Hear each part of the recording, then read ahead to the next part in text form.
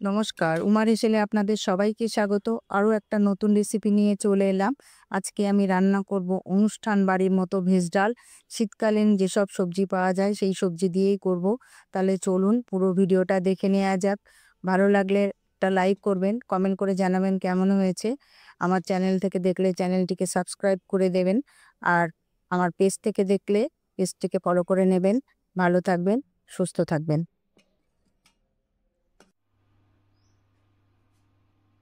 Veg ডাল রান্না করার জন্যে একটা কড়াইটা গরম করে এখানে আমি 200 গ্রাম মতো সোনা মুগ ডাল নিলাম।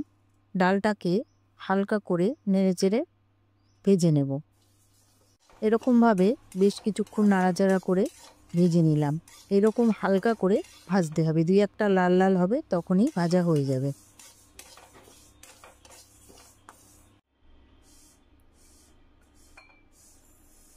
ভাজা হয়ে গেছে। এবার এরকম একটা কাচের বোল নিলাম। এই বোলের মধ্যে ভাজা ডালগুলোকে আমি জল পাল্টিয়ে পাল্টিয়ে ভালো করে ধুয়ে নেব। ধুয়ে নিলে এই ডালটার মধ্যে যে নোংরা থাকে সেগুলো বেরিয়ে যাবে।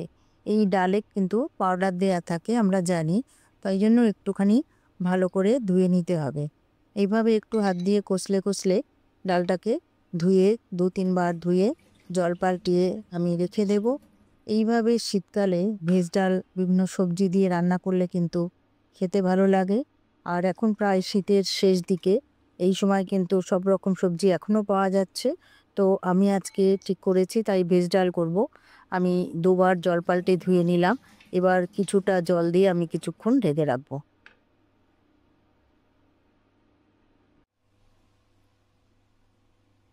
এবার একটা কড়াইতে কিছুটা জল দিয়ে দিলাম, আর এদিকে যে ভিজিয়ে রেখেছিলাম মুগ ডালটা সেটাকে এই জলের মধ্যে দিয়ে 2টো কাঁচা লঙ্কা দিয়ে ডালটাকে একটু ভালো করে সেদ্ধ করে নেব। তাকে বেশ কিছুক্ষণ আমি সেদ্ধ করে নিলাম।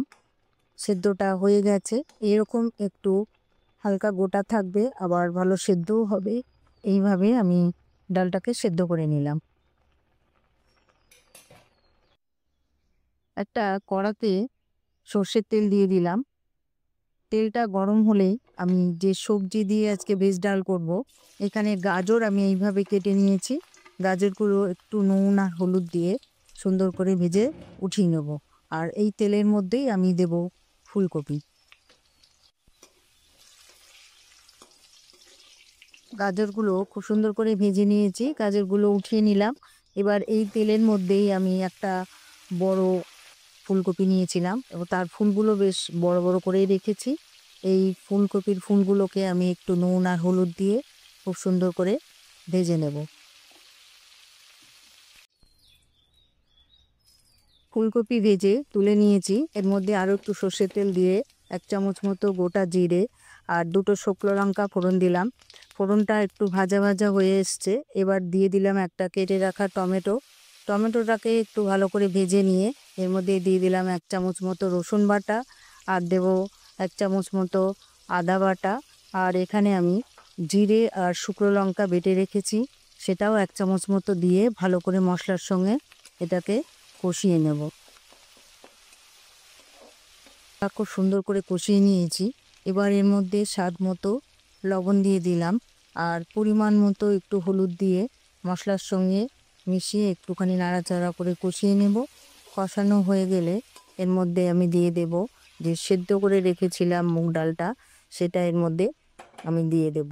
এবার সেদ্ধ করে রাখা মুগ ডালটা দিয়ে ভালো করে এর সঙ্গে মিশিয়ে এর মধ্যে দিয়ে দেব ভেজে রাখা ফুলকপি আর গাজর, সেটা এর মধ্যে দিয়ে আরও একটুখানি জল দিয়ে বেশ কিছুক্ষণ ভালো করে ফুটিয়ে নেব।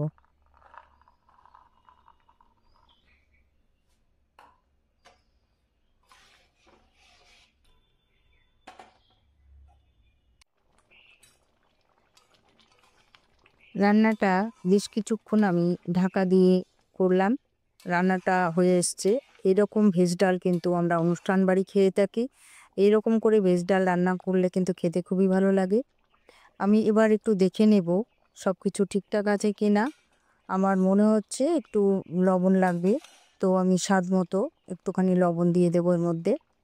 লবণটা দিয়ে আমি এখানে দেব স্বাদ মতো একটু চিনি, কারণ একটু মিষ্টি দিলে কিন্তু সমস্ত তরকারির টেস্টটা পাল্টে যায়, তো খেতেও ভালো লাগে। এবার দিয়ে দিলাম স্বাদ মতো 1 চামচ মতো চিনি। আর এখানে আমি দিয়ে দেব ভেজ ডালে কিন্তু গরম মশলা ঘি দিয়ে রান্না করতেই হয়, খেতে ভালো লাগে। তো এখানে দিয়ে দিলাম ছোট 1 চামচ গরম মশলা।